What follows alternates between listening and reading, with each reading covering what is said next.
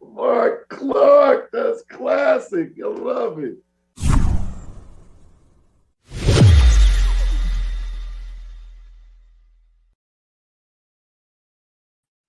Good morning and welcome to the Marc Clarke Show this morning, Bootsy Vegas. I gotta say, this is probably the first show I'm a little bit nervous. Don't worry about it. Nervous. That's what you got me here for, Mark. Here's the thing about all this. As I tell Raheem Devon's musicians, if you get in doubt at any time, you get a little nervous, just look at me and I'll guide you to the victory. Don't worry about it. Well, because we have a guest on today. Not often when you have a real legend, and not just in the DMV. I was talking to this guest about my radio exploits, and he knew everybody I knew on my journey before I knew him. That's a fact. That is a fact. He's a national treasure. And again, when people say that, we say it so often now, people want to give him his flowers. No, this interview today, you're going to learn some things. You're going to learn today some things you never knew before.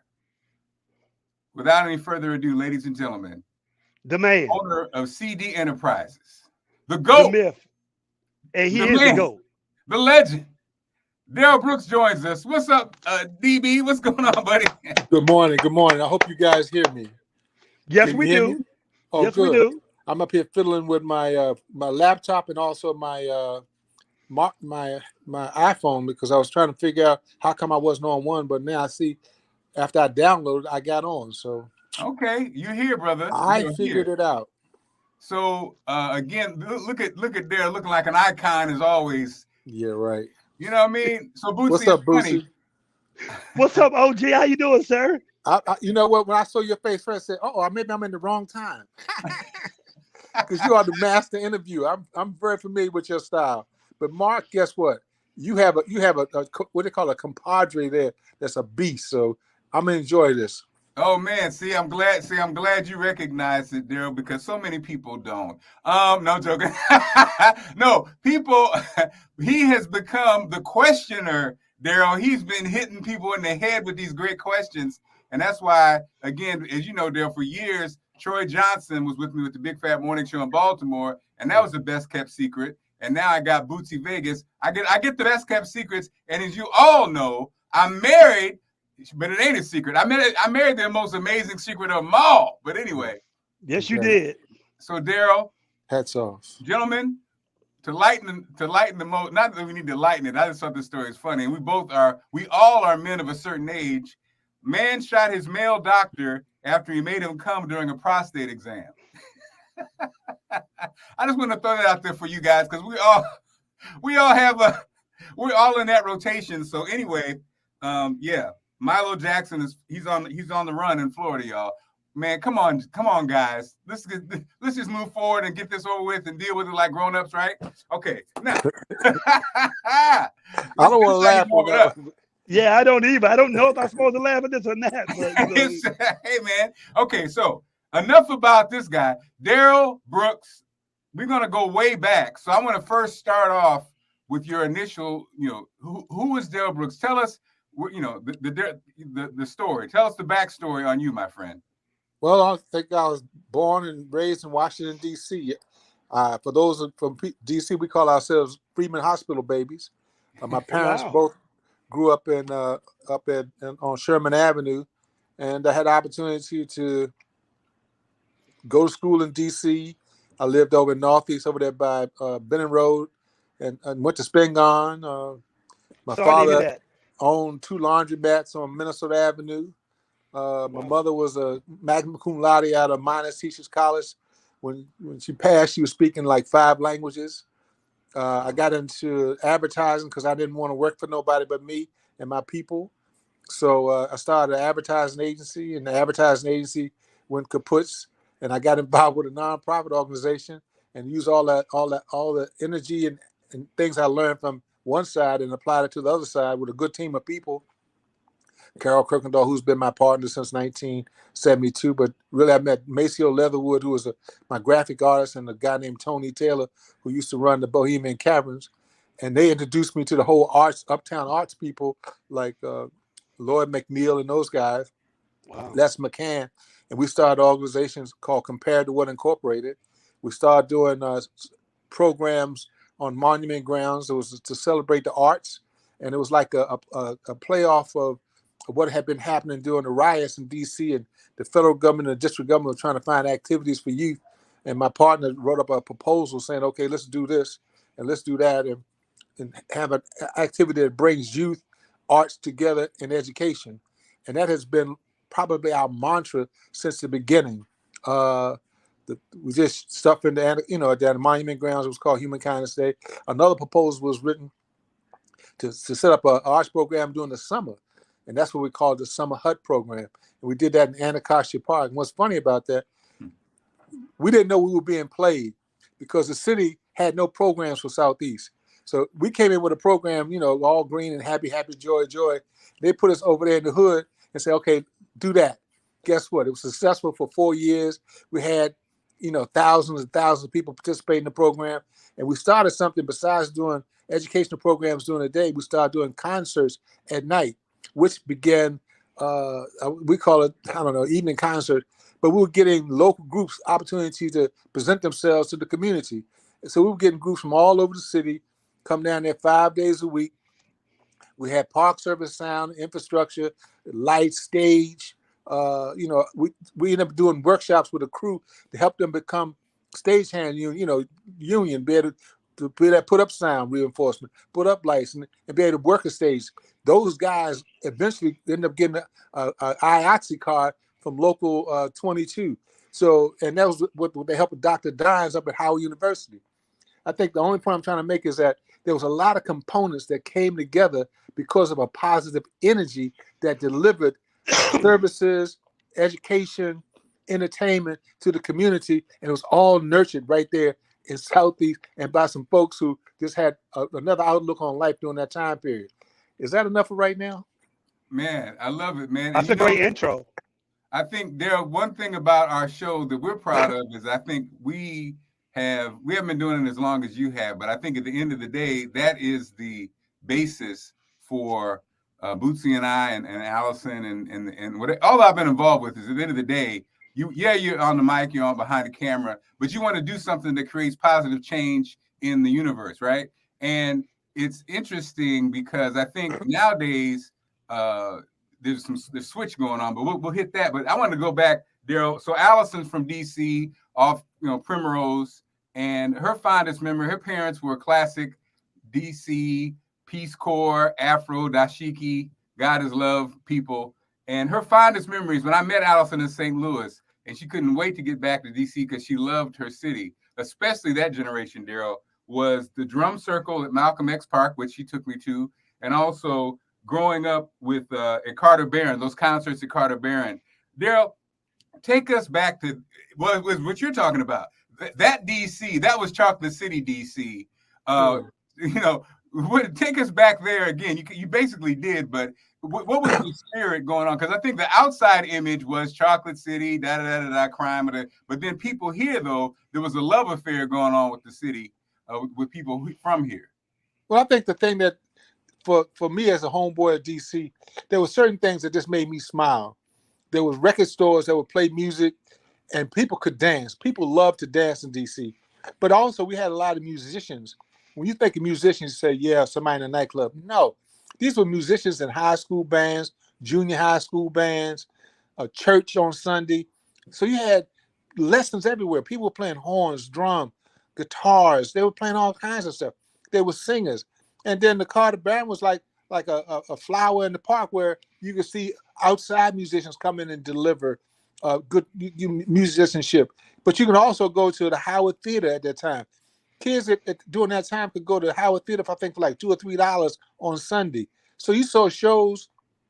My first show at the Howard Theater was James Brown. I was terrified. I'd never seen that kind of energy in my life. You know what I mean? We watch it. We hit the back door of the bus, rode down to 8th and H, took the streetcar over to uptown to the Howard Theater, got off. It was about 7 of us. I think our ages might have been 13 to 15. We sat there on the line and waited to get in. When all these people making noise, when the mic came out of the ground, I said, I was blown away. And when he started saying, please, please, please, and started screaming, I knew I wasn't in church, but people were getting off.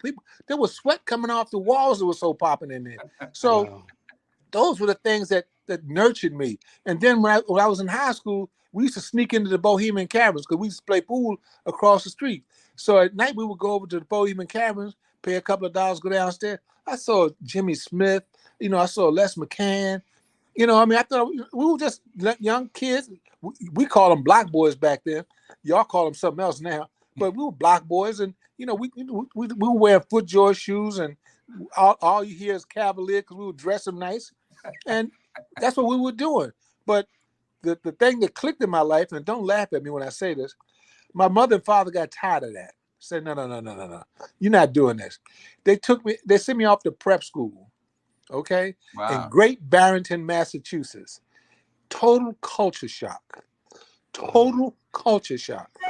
Because normally the only time I saw a white dude is when he came to pick up the money for insurance. Now I'm in a sea of white folk. I'm like, what a brother going to do? Can I get some help? But I learned so much from that because it was a culture exchange. I met guys from Africa. I met guys from South America. And then we went to summer school because my grades were whack when I was going to spin gun. Because the only thing I was ever interested in was football and working my father's businesses. They sent me to summer school in Europe in a place called Llantwit Major, Wales. Wow. Llantwit Major, I lived in a castle, St. Donald's Castle. Look it up, pretty castle. And we had summer school there. And at the end of summer school, which was about 8 weeks, then we did a tour of Europe. I went to Scotland, Ireland, England, France, Germany, Switzerland. Wow. And then I came back home. When I came back home, that was in 1963. Soon that week I got home, they had the March on Washington. Now I'm sitting there, I'm on television on BBC trying to tell folks, they're interviewing me saying, well, Darryll, what do you think about the race problem in America? I said, it's no problem. Because I didn't know what to say. I'd never been on interview. I didn't know I didn't even know the platform I was on. But I felt bad about it later on. I said, because I didn't tell them what I really know. I just played the role that I thought I should play in that particular space. But when I came home, I joined up, hitchhiked down to the Monument Grounds, and got in the March on Washington. I went to college because my parents said, "Man, what are you going to do? Are you going to go to college?" See, got entry to about 7.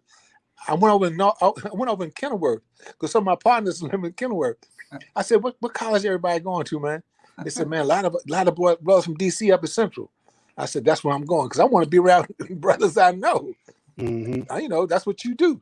When I went to Central, I ran into brothers from DC. I ran into a brother living on my block. I didn't even know he was going to college, and I had a ball. But I met guys from Chicago, Detroit, Cleveland, Gary, Indiana, New York. And that melting pot of music, that melting pot of culture, that melting pot, because instead of going home for the holidays, what we would do is go to everybody's neighborhood. I would go to hang out in Chicago. I would hang out in Cleveland. But it gave me a bigger understanding. What year was this? What year was this? 63 when I first went. But here, I'm going to say this one thing, and this is going to set it off for you, Mark. This brother had just got back from Vietnam, okay?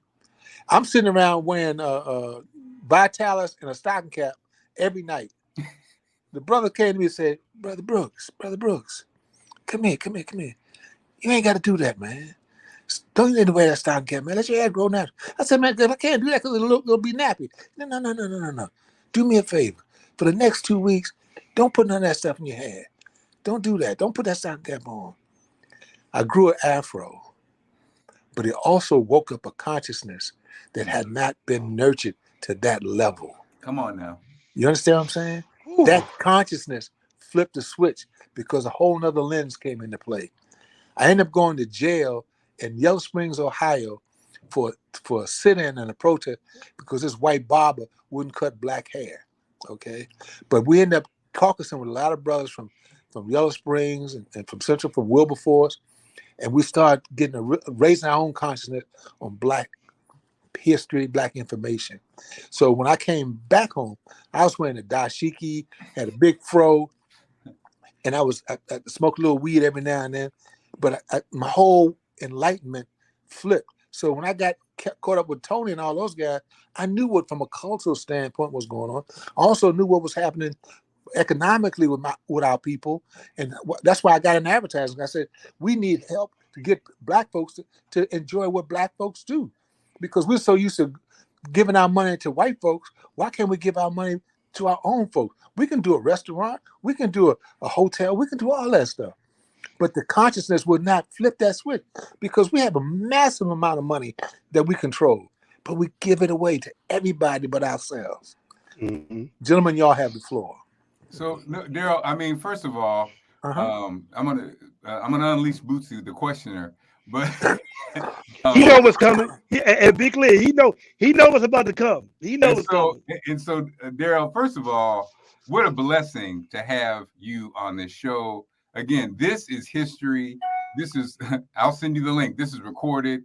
We don't, you don't get these interviews on television. You don't get the real stories. You get, and I know it has to drive you crazy because you're older than we are, Darryll. And I'm at the point where I see stuff, I'll be like, are you sure you're older than I'm older?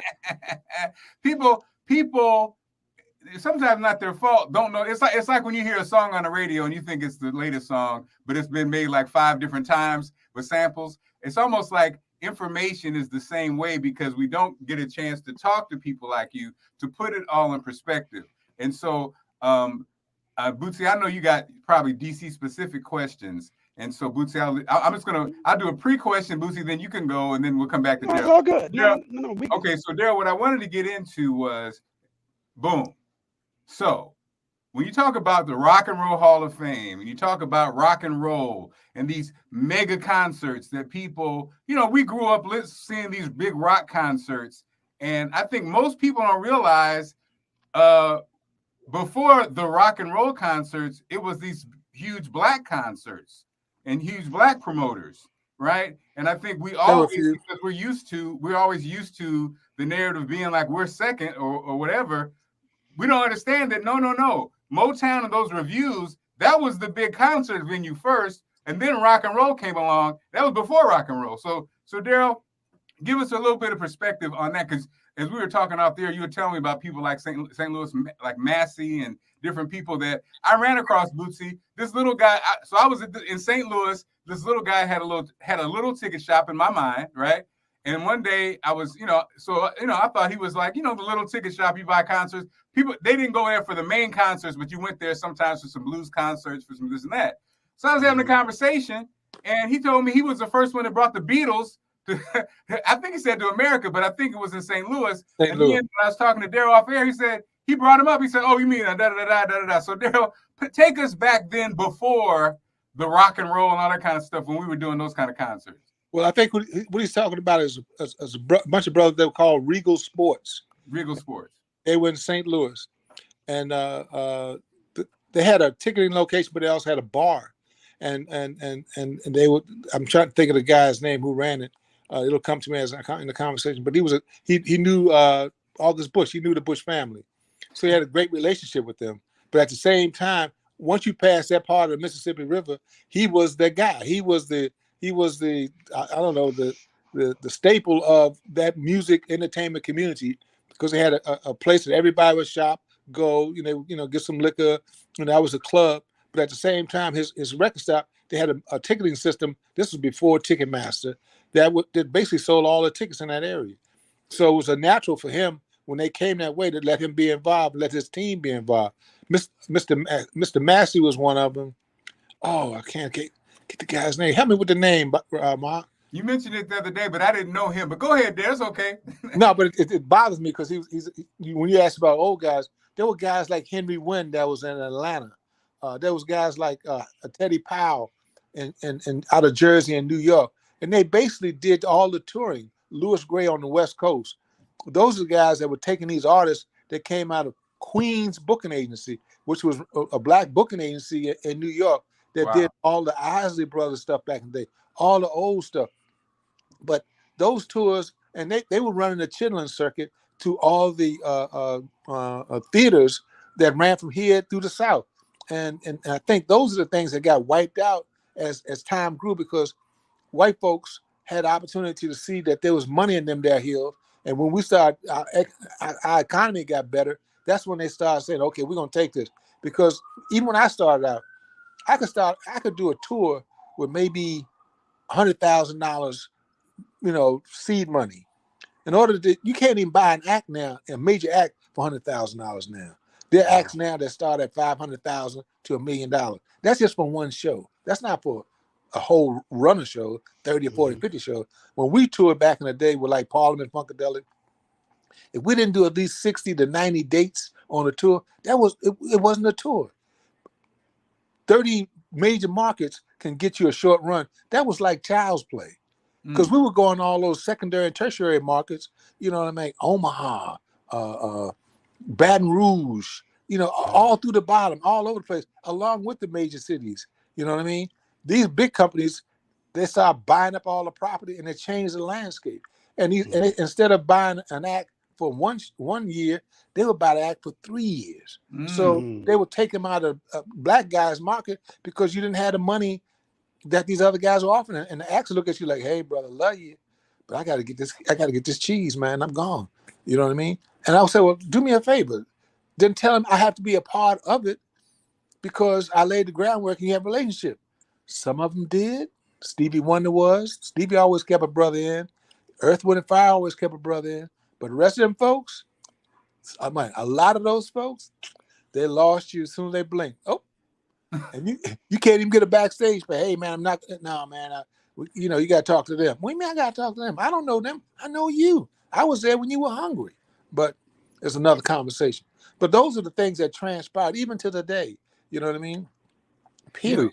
And Bootsy, what's crazy, Bootsy, is the gentleman and the team that Darryl's talking about in St. Louis. When I arrived, on the radio, so let's say that was the 90s, the guys that interned, the Jewish kids that interned with Regal Sports, not only had their own ticket system, they also bought the venues, like Darryll said. So they got the knowledge from the brother, and then I'm quite familiar.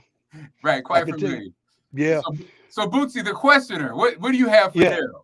Okay, so it's so many layers to unpack, but let me just put this in really perspective. This is my humble opinion, right?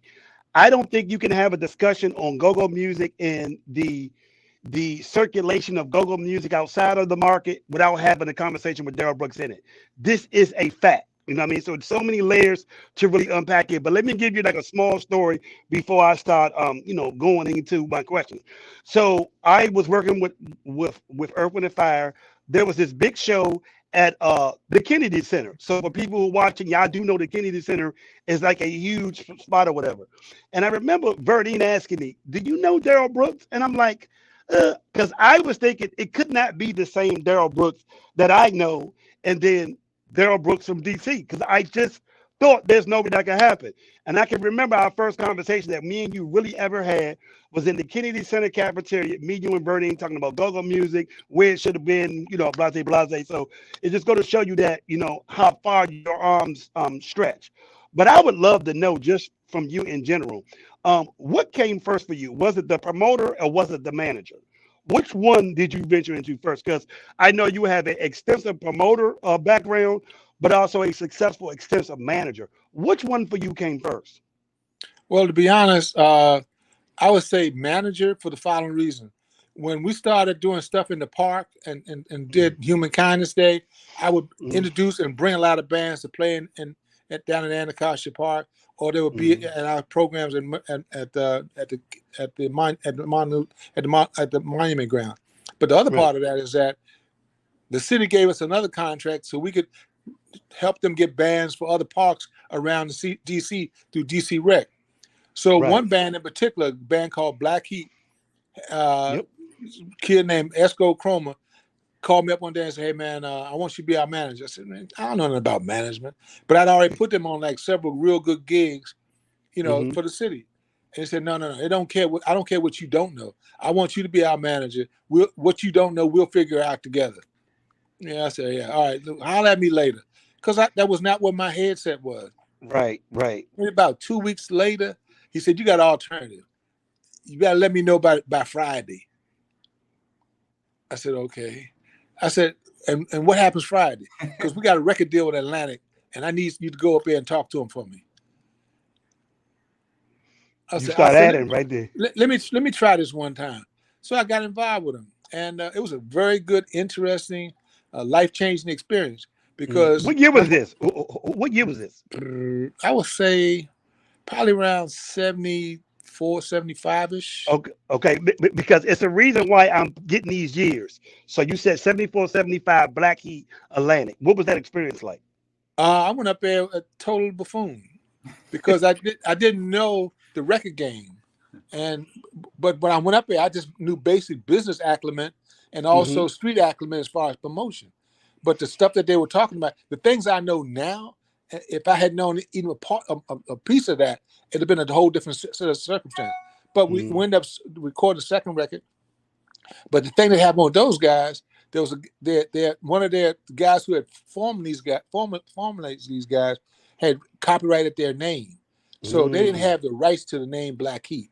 And that's how it happens. Phil Gilbo, who used to work for Ray Charles, he's the one that formulated the band, hooked up the band, all these young boys, but he would go on the road while these guys were at home still grinding and trying to do records. So when our second record came out, Phil Gilbo came in, shut that down, took the record company back together, and left them. So they were called AKA, also known as, and their whole stock went down.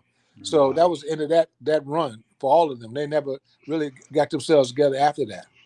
But it was, but you would say it was a great experience as far as learning. That was your introduction to the record. Yeah, I mean, I learned a great deal because we were going on the road. These guys would kick ass with Commodores, Cool in the Game. We were going all through all the colleges, all through the South, and they were a great band, super band.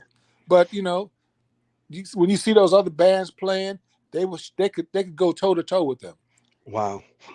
So I would love to know, because that still to this day, there's still discrepancies on when or how.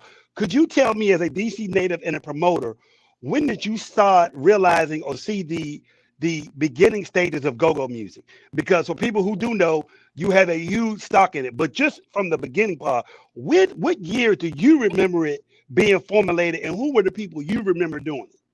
Well, that's interesting. The way you said that, it has its own mystical look at it, because we used to go down in Anne Arundel, down at Columbia, Maryland, because there would be barbecues or beach parties.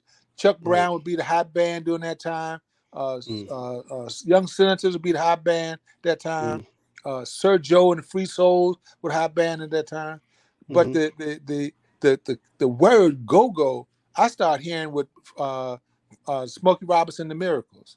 I also going to a go-go, the song. Yeah, I also started hearing it when Max Kidd and Mike Kidd, they used to do shows at the Creambow Palace, and they would use that term go-go.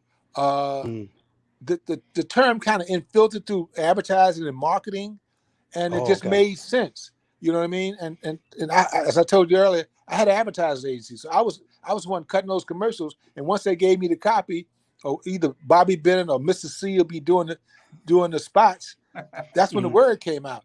So we just that was just a cliche that you constantly hear. But then I used to hang out with Chuck, because I used to try to get Chuck to play with some of our programs in Anacostia and down on the monument ground for Compared to What. And to hear him explain it, I was there all the time.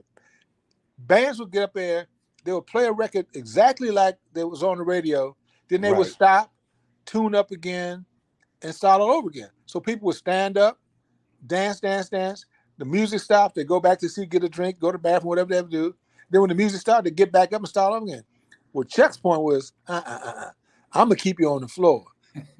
By him keeping you on the floor, it kept going and going and going. So that's where I thought it came from, because, it made sense. And Chuck had opportunity, or not opportunity, but he had a knack of interweaving modern popular culture with what was going on right there in front of him. Because he would give you some Duke Ellington, he would give you some King Pleasure, he would give you some Muddy Waters, Louis Jordan, give you some Muddy Waters, all that kind of stuff, but then bring you right back with maybe a hip hop song, a LL Cool J. He could do all that, and then his percussion section of the band could keep you on the floor until they decide what they want to play next. And Chuck's band was very well disciplined and very well rehearsed. So he had that pocket. Other bands couldn't compete with that because they was still, trying to get up, tweak stuff. Chuck wasn't about tweaking on stage. Rehearsal was done. Rehearsal. Right here, we just doing straight up playing. So I think that was what was going on. Right. So because it's interesting that I've heard Sugar Bear and I've heard Big Tony tell me that when they were playing at first, they would stop. They did a show with Chuck. Chuck would go all the way through. And then eventually everybody in DC that was a band start implementing that groove or trying to keep the dance floor or the audience in, just keeping the dance floor going or whatever. So that was very interesting. Now, I'm sorry, go ahead. No, I was going to say Chuck was the benchmark of that whole intro. Okay. Yeah, 100%. So now, for most people who do not know, this amazing thing happened, this amazing thing that kind of took Go-Go over the top. Go-Go was flourishing in the early, mid 70s, and then Darryll Brooks came up with this genius idea that had never been done before. Come on, hey, we already know what it is for people in DC. It was called Go-Go Live. So basically, Darryll came up with this big concert, but he did a genius idea of deciding he was going to record it through video or whatever. Could you please, because for most people, even at my age, to this day, that is still the greatest video documentation of a go-go concert with multiple bands. Can you tell us how you came up with that, and what was your expectation in the beginning of it? And are you surprised that in 2022 it's still lasting? Well, I want to get the record straight. Even though I was in the nucleus of that movement, I had just come off the road doing a tour with Run DMC called the Raising Hell Tour, across country. And I came home because there was a movie being filmed in DC called Good to Go. And during that movie, a lot of my friends who I'd seen in the park, seen in the club, seen at the cabarets were part of that movie. So I wanted to come home, get nurtured with my friends. So I go down, they were at the pension building down there in Northwest. I go down the pension building where they were filming. I run into Chuck, and Chuck said, hey. I said, how's everything going? He said, nah. I said, Chuck, what's wrong? Hey, man, it's just whack. I said, uh-oh. And sometimes when somebody tell you something's messed up, you want to step back like, I don't know if I want to get into that. You know what I mean? If somebody's upset, you don't want to be in that. Let that environment do what it's doing, and I'll catch him when he's on the up. So then I ran into Juju and Sugar Bear. And Juju busted straight out. Man, this shit, they making us look crazy out here, man. They got drugs, they got this. We ain't about that. And that's what them bastard Darryll, we ain't about that. We trying to get away from that stuff. We trying to do something good. And these guys got us looking whack. Then I ran into somebody, I think it might have been Funk or a white boy, and they basically told me the same thing. So I went back to check. I said, okay, bunk this, man. If this is whack, we can do our own blanket movie. You know what I mean? Period. Let's do our own shit. We ain't gotta rely on somebody else to tell us what we are. We can tell our own story. Because I've been hanging out with guys who were doing that. But they hadn't been doing that here. So I said, hey, why don't you do this? Come past the office, let's hook up around Tuesday at my office, and we'll figure this out. Tuesday, them brothers walked through my door. Carol, myself, I think Gregory Hines, Darryll, everybody was at the office at the time. And we strategized. Let's do our own concert. And this is what we do now. I'm not going to take the 100% of the way. You're not going to take it. All of us going to be partners in this endeavor. Okay. Chuck, this is your responsibility. Sugar Bear, this is your responsibility. Ransom, this is your responsibility. Who else do we have on the show? Little Ben in the Mask? Okay, we'll bring Little Ben in. Who else? Junkyard, they'll bring Junkyard in. Who else? Charlie Fenwick's crew? Yeah, we'll bring Hot Cold Sweat. We'll bring his crew in. That sounds like a good show. Now, here's the other part you don't know. The Capitol Center wasn't having that. They wasn't letting Go-Go in that building. Wow. That was not their mantra because DC and Go-Go was like a stain in their head. Yeah, so a bad Cal news. went up there and talked to the building manager and talked to A-Post. Hey, we guarantee you there'll be no problems at this show. There'd be no problems because how we used to do, we would bring one Go-Go act in the building, but we wouldn't let them know what kind of act it was. We just say we call it we got R&B that's playing with George Clinton. We got an R&B group playing with whoever. We never use the word go-go because once you put that label on it, they hit no. So we flipped it, and when we went and talked to them, and said we guarantee this show will be a great show. And they basically said, okay, we're gonna let you do this. The show ended up being incredible because we used some of the Capitol Center's film crew. Then we had one of the number one sound companies out in Baltimore called Sheffield's do the sound. Mm-hmm. We brought on a lighting director to make sure we had enough lights to really light up the stage to give it the proper. And the thing that was inherent that probably you probably find out from the groups is that each one of these groups took a certain amount of pride in what they were going to do. So everybody was rehearsing. Guys were getting outfits done and all kinds of signs and stuff they were doing. So they knew from a public standpoint, so-and-so is going to try to outdo so-and-so. Ray Essence is going to go up against her. Lil Benny going to come in because Lil Benny had just come out of Essence. He going to come in there with his stuff. So guys came in there sharp as tacks.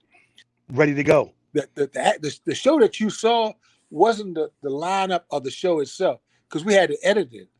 You know what I mean? But if you had seen the run of the show the way it was, it built up to a crescendo. When the way we edited it, we had to edit it because number one, the show was too long to put on one VHS tape because VHS tapes only go 100 minutes, 99 minutes. So in order to fit the format, we had to chop it up and flip it around because Chuck played longer than that.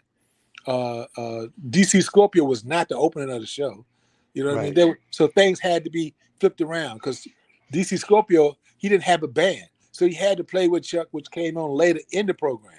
Right. You follow what I'm saying? Oh, 100%. So those kinds of adjustments when you come to the editor's suite, as you would know, that's how that came about. But we pressed them ourselves. Mm-hmm. And we had a relationship with Douglas Records and Douglas Jamal and a guy named Lou Rosenfeld, which had Douglas Records on F Street. So we went in there and told Douglas, yo, we're going to print these up. All we got is some cassette tapes and some VHS tapes. Pay us for what you got. As soon as you finish that, we'll bring you some more. Because we'd always heard all the ghost stories of people not getting paid. You have to wait 90 days to get paid. And, us street guys said, no, we ain't doing that. Give us our money right there. You'll get more. And as long as you sell them and give us our money, you'll get more stuff. He put a big console television in his front window. Just so happens our office was right across the street over top of a shoe store on 11th and F Street. So one day we walked out to go get something to eat. And then we came out. We saw all these mounds of people all in the street and all in the sidewalk. We said, what's going on over there? As we got close, we saw our video being looped on his big console television and all these people watching the show. And we started laughing. And then we got something to eat because we didn't think about it anymore. You know what I mean? Because the only thing we know, once he runs out, he'll call us, he'll get some on tape. That's how we did it. I got a call from Kathy Hughes. Hey, Darryll, the dope boy is going to come after you because you done took all the money off the street. I said, just don't give him my address. I'm good. Let's keep it moving. It's no problem. But it was a good run. Okay, so just for everybody in context, because I know there was a lot being said, but let me give some context at the beginning. There was a movie called Good to Go that Chris Blackwell, who managed Bob Marley, he was the guy who was in charge of Island Records. He made an attempt to partner up with Go-Go. He created a movie and a soundtrack, and everybody in the DMV hated the movie. So it's good the context of the fact that the story plot was really bad, even though people feel like Chris Blackwell's attempts was good. The fact that Max, don't forget Max Kidd. Max integrated the guys into the movie. Yeah, okay. Let me give you an unknown fact about that. So there's three people that were involved in that. It was Verdine White, who was the music director, Chris Blackwell, and then Maxine came in as the promoter. So I kind of actually had a conversation with Chris Blackwell and Birdine about it. And what they both explained to me was that, and even Chris Blackwell, because I would say about 7 years ago, there was a Go-Go documentary. I was asked to be in it. When I was walking in, Chris Blackwell was walking out. And they introduced us, and he said that he regretted the story plot.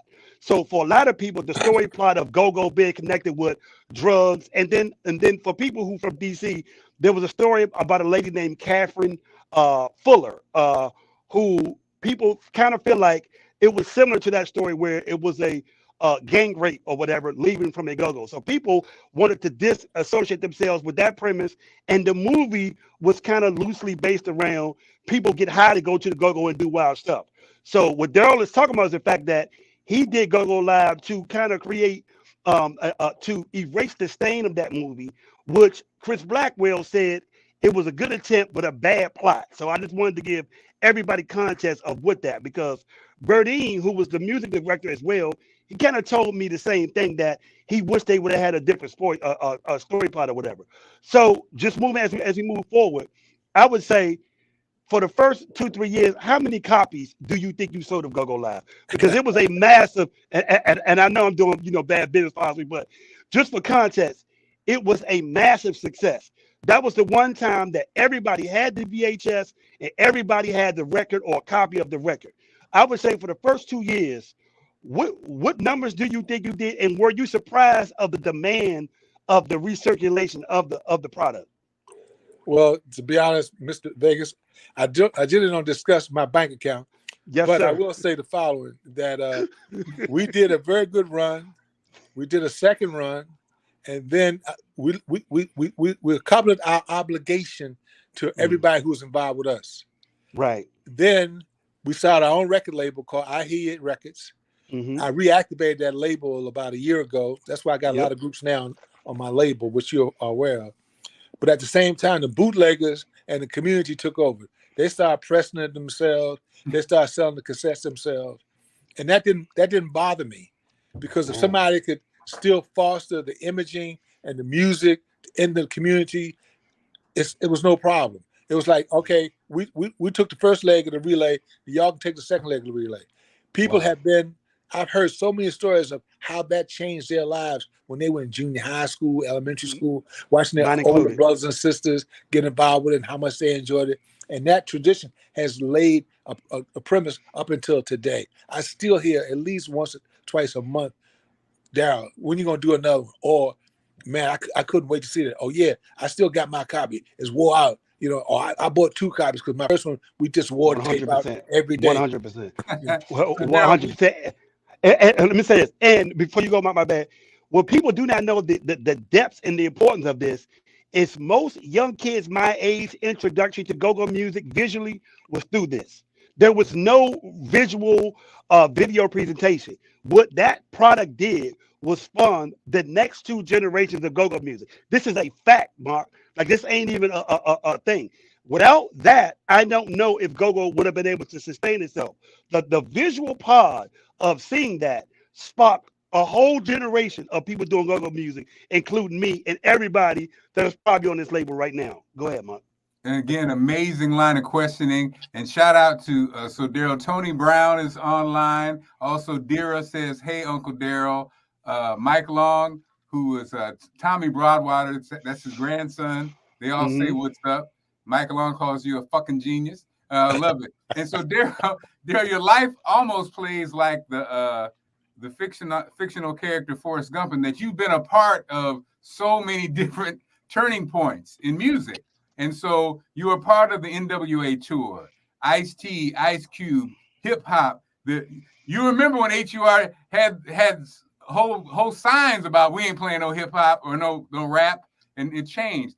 Darryll, so I remember there was a time when rap was first rap, let's say New York culture, but then there was a phase in the 80s where it was a real positive phase where rappers were talking about, they kind of even threw the gold away, had the Ankh, they had the Africa leather pieces, the raps, the songs could be talking about drug trade, but the ending of the story was a tragic end. I mean, all you gotta do is look at the children's story to see that, right? And then it changed. Now, my conspiracy mind, Darryl, and I have a conspiratorial mind. When I hear kids in these songs now still whipping it up in the kitchen, damn, Darryl, are they still whipping it up in the kitchen in 2022? Is that people still cooking up drugs in the kitchen? I mean, or is there a something going on? So, Darryl, number one, when did you see the switch happen? And then also tell us about that whole NWO experience. Well, two things, because you touched upon several things. I had the opportunity because I was traveling in Parliament Funkadelic. We used to have Curtis Blow, Grandmaster Flash and the Furious Five open our shows because they had hot records. And, we had a hot record that's always good for the opening act. They were easy to deal with because all they had was an 8-foot table and some turntables. And, you get them in, get them on and get them off. The union used to laugh. Like, are they going to play on that? And we just say, hey, that's what they do. And they start putting a styrofoam in between the table and the turntable so it wouldn't bounce, because sometimes they came with dancers. But then things progressed. They started being rap tours. And I think NWA came later, but Run DMC did a great deal, and Duck Jam did a great deal because they started putting major production involved. But before that, there were other groups, because I'm sure you remember, you might not remember, but we were involved with Salt and Pepper in their early touring days. And we kind of formulated and changed their whole presentation on the road. Instead of them running around, we gave them a production and other groups that came along with them, like Kid and Play. And then we ended up doing a joint venture with Herbie Lovebug, and we ended up touring and put packages together. And to be honest, we had Teddy Riley and Guy open for Salt and Pepper. We had MC Hammer open for Salt and Pepper.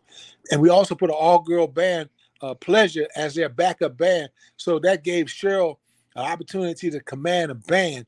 And that's when nobody could kick their ass. We were kicking everybody's ass. Because number one, they had up-tempo hits and they had an ass-kicking band. So, somebody will say, hey, man, your girls got to come before. No, don't worry about us. We all right. We did a tour with R. Kelly. R. Kelly said, hey, y'all, I'll come on before y'all, thinking he was going to kill us. We waxed his ass every night. So then we go to Chicago. We sold out 2 shows in Chicago. His manager said, Darryll, R said, he got to be the closing act in his hometown. Can he close the show? So that means we said, great. Cheryl said, Darryll, go book us a restaurant and go book us a bowling alley. That'll be the first time we'll be able to hang out during the day and not get off stage at midnight. So I did that. The first night when we had to come after us, he cried because the audience was wore out. So the next night I get a phone call at like 2:00 in the morning. Hey, Darryll, I wants to change it around. I said, no, you can't change it now, brother. We've already got reservations for the night too, as well as who's going to pay for the production to change the stage around, because that means we had to reset the whole stage. Who's going to pay for that? No, we're not doing that. We're not sharing that expense. So your man got to close again tonight. We laughed all day long. That made them even get even extra hard that next day. So, but the thing that also, Mark and Bootsy, I want y'all to recognize, the music that we were doing across country was very positive. These are the breaks and things that were going on in the area. But when the drug of choice changed, when the mafia and white folks and the hustlers started changing the drug from weed to cocaine to free base to crack, when that changed, that's when some of the lyrics of those pockets changed, because guys were talking about that and they glorified it because it was making money in the streets. And if you recognize what happened, the federal government flooded Oakland with crack. They flooded them with that, and they really turned their whole head around over on the West Coast. It slowly came in the Bible Belt and started changing. So as you went across country, attitudes changed. A certain kind of meanness came up. People started using guns instead of knuckling up. It was this change, and I think that was the change and the dynamics of the music.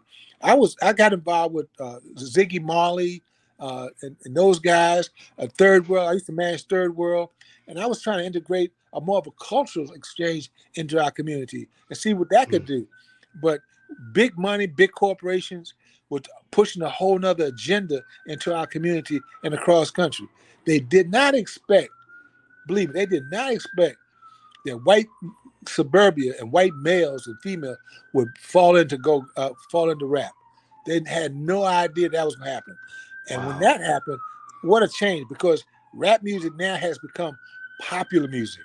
And it has accelerated because remember, we were wearing little dookie chains, little thin gold chains. We thought sneakers was happening. We thought this was happening, little jogging suits.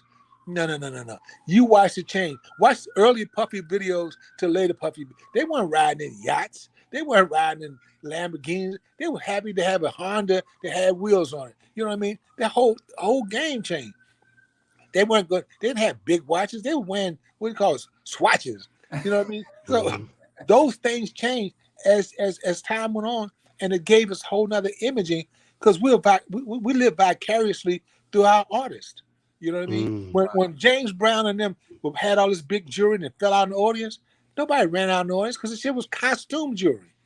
These rappers took that stuff as like, you got to have real jewelry. Okay, you got real jewelry. That's when you start getting stuck up. Because how you gonna walk in the room with $50,000 worth of jewelry in some of these communities and somebody don't challenge you?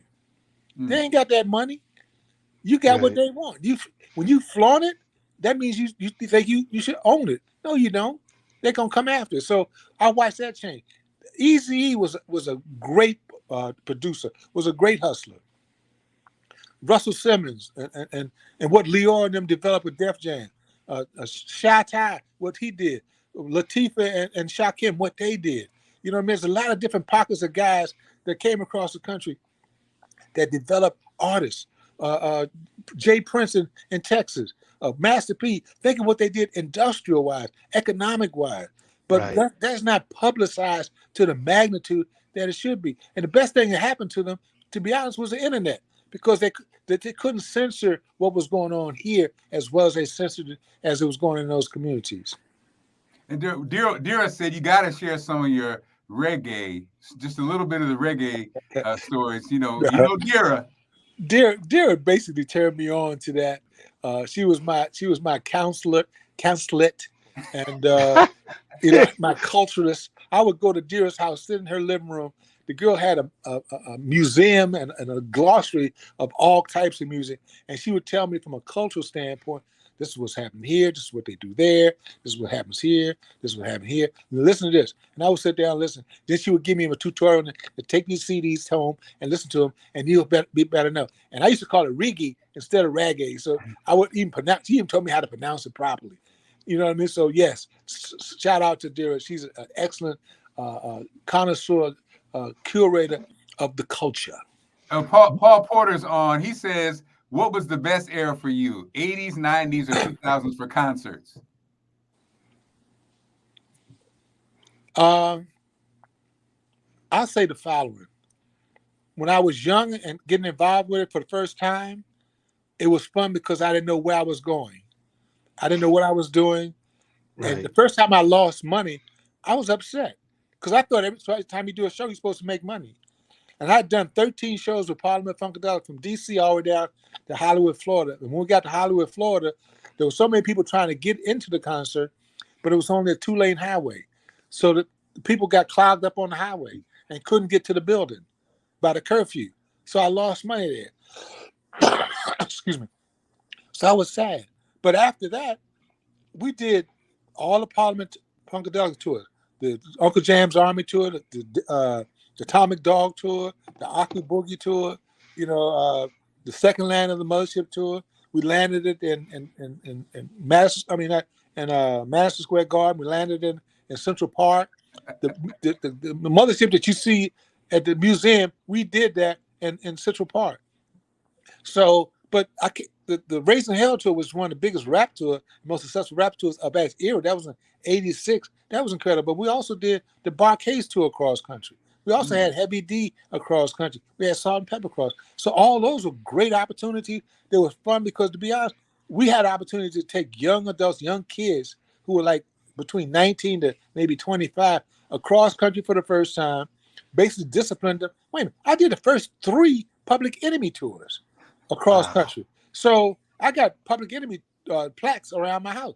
Those were the things that were, to me, groundbreaking and conscious raising of that era. So to answer Paul, I would say that time period, when things got much bigger and the money's got much bigger, that's when things changed, because I had to deal with major companies. I had to deal with Live Nation. I had to deal with AEG, and guys who had money coming from the stock markets or from billionaires. Had to partner with them.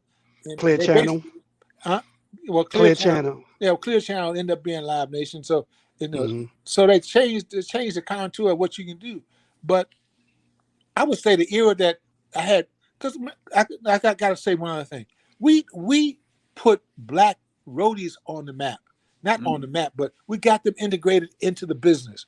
Absolutely. We had some of them working. They got internships out there at the complex, out there with Maurice in Earth, Wind, and Fire. And we had them with Parliament Funkadelic. He told me. We try to put guys in the business. So we wouldn't go to some buildings if they didn't have black guys on the call. We tell them we're not coming to the show. You know what I mean? So we were doing those kind of things. So Mark, if you go back to what I said to you earlier when I came back home, when the guy made me take off that stocking cap, that never left.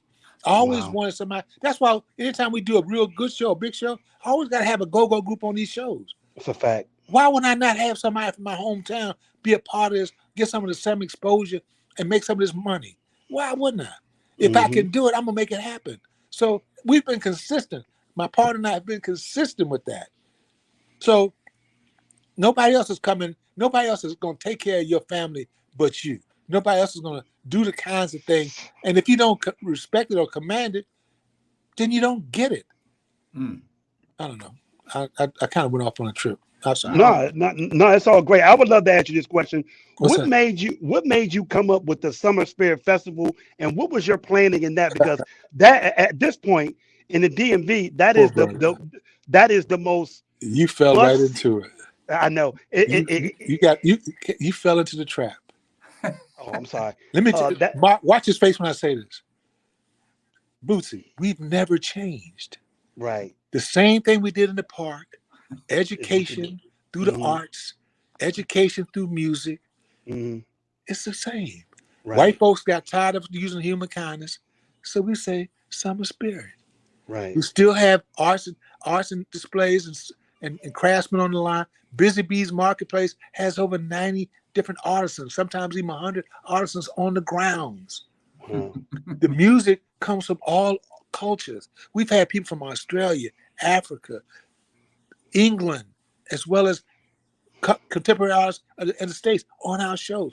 We've never changed. Right. We got black guys on stage. We've never changed. We just changed the name. Semantics work. Right. Our consistency, if you look at our career, Carol's, my career, and we've been in business for 50 years. If you look at our first concert to our concert now, the format is still there. Wow. We still care. We're still culturally aware. Not just another concert, but an event. Wait a minute, there to spit some bars too, Bootsy. What's going on? Absolutely. Somebody had a question here, and it's a great question. I guess, what advice would you give to a new artist, and what advice would you give to a go-go band that's trying to venture outside of the DMV area? So I guess the first one would be a new artist. Go to those other areas and find out what they're talking about. Find out where their heart's at. Let them know who you are as well as you find out who they are. That's when they're meshed. And Mark said something else earlier when he said, "Well, how did you do that?" When DC didn't care about rap, we did a concert called Go Meets Rap. We brought some of the best rappers and had the best go and let people see them together. They're talking about the same thing: life, love, happiness, having fun. When the culture changed, that's when their focus changed. Until the dope boys got involved with the game, they said, we can make some money. Let's talk about this weed. Let's talk about this chain. Let's talk about this money. Let's talk about stripping. Let's talk about sex. Salt and pepper, when they said let's talk about, it wasn't about the kind of sex I hear these other people talking about today. Oh, heck no. You know what I mean? When them boys from that down that bottom song talking about lollipop, we were more conservative than that. DC Right. is a scholastic hub of education. We got we got kids that can read. So the stuff they were talking about, I'm not saying that to everybody, but I'm just saying some of their topics would not have been our topics. Right. Last thing for me before Mark jump back in, can you give me your best Chuck Brown story? Because I know you had many. I remember at his funeral, you gave the funniest Chuck Brown story about Europe. Can you give us your favorite or your best Chuck Brown memory, just experience in general? I'm gonna give you two. Okay. So Chuck had because I was such a fan and friend, and I worked with him and did shows with him. He said, Darryll, I want you to make a phone call for me because I got an opportunity to go to Japan. I said, okay, just tell me what you want me to do. Because I'd already road managed, I'd already been in that world, but I never asked him to do anything for him. You know, I would, hey, Chuck, where you going tonight? I'm going to Carter Burn. I said, I'm going to ride up there with you. Come on, get in the car. It was that kind of relationship. Right. So he said, okay, I'm going to go to Tokyo. Just make this phone call for me and get all the information. And, you know, you can go with me as my road manager. It's okay. So we went to Tokyo and Osaka. Did all the preliminary work, did all the prep work, you know, the advance in the show. I did all that. So we get to the show, and it's during the Christmas holidays. The first time we played Osaka, I was blown away. It was incredible. The Japanese people, incredible, gave you everything you needed. So we get to Tokyo, then we got to stay there for 2 days, 2 shows. So we prepared, the car's out front waiting. I knock on the door. I open up the door. Chuck opens the door. He has on a tuxedo. Said, Chuck, what are you doing? He said, Darryll, that's how they know me here. I said, you Sammy Davis Jr., look at what the hell is this? But you know what? We went to the show and they sang his music. They might not know what the words they were singing, but they were singing his music. That was incredible. We had the opportunity because of Chuck's family and Tom Goldfogle to produce his memorial service at the Washington Convention Center. Amazing job too. And I'm sitting there listening to all these people talk about Chuck. And I'm saying, who y'all talking about? He did what? Marion Barry gave him a straight up speech and some council person, straight up speech.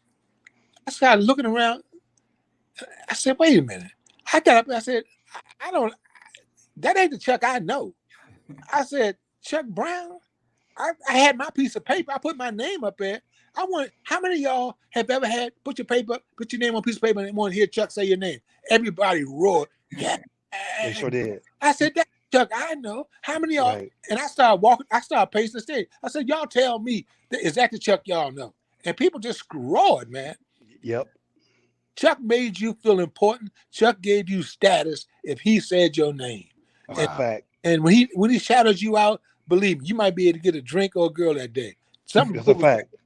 So that's Chuck I know. Unknown story about Chuck. The last interview that he ever did, I actually did. We did it at Go-Go Radio. The last interview before he passed away. And when he left, he told me, no matter what you do not never give up journalism. He said, look, man, DC gonna need you because you're one person that can speak on both sides of the fence. He even predicted that Wale was gonna be successful, but the last thing he ever told me was do not give up journalism, which is the reason why I'm still doing interviews today. Well, that's how important he was. That's how he would empower people. So amazing story about that, man. And so Darryll Brooks, as we knew it was going to be an amazing hour or so, bruh. We love you. We appreciate you. Thank you. We value you. We value you. We're stand on your shoulders. And again, what you brought and what you bring is what we all hope to bring, and that is positive change in any space that we're in. How can people reach you? Tell us about you, anything coming up, and again, how people can reach out to you. Well, as it stands right now, our biggest event is the Summer Spirit Festival at Meriwether Post Pavilion. And this year we got Erykah Badu, Anthony Hamilton, Marsha Ambrosius, Ray Method Man, Jay Brown, a Junkyard Band who's just going to be releasing a new single very soon. We're very excited about that. We're also doing Patti LaBelle at MGM That's coming up. And also later on in the year, we got Chris Rock at the Constitution Hall. So those are some of the things. And there's a possibility of another show coming, but it's too early to talk about it. I'm easy to find. Darryll Brooks at AOL.com. 2 R's and 2 L's when you spell Darryll. It hasn't changed. People laugh at me. You got that old school address. Hey, it worked then. It works now. And they're always, hey man, always send us the commercials so we can run them on the show. You know, we're partners, brother. We family. You know. Be glad to.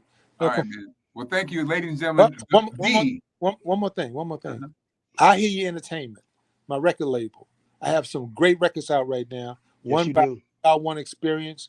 They have a record out, If It Feels Good, which is doing very well. It's slowly picking up. Serious Company right now. Sugar Happy birthday, Scooby. I'm sorry. Birthdays today. Happy birthday, Scoob. Wisdom Speaks. WAP has a product being released. I think I hit everybody. I hope I hit everybody. JY. Rayson, no, not Rayson's. EU. Serious Company. Serious Company. I think I hit everybody. Yeah, you did. If I missed somebody, don't be mad. I'm old. Ladies and gentlemen, the Darryll Brooks, Bootsy Vegas. Hey, Darryll. Yes, Darryll, sir. just real talk, man. It's interesting that the two people I'm on this call with are the two people who empower me to keep doing journalism.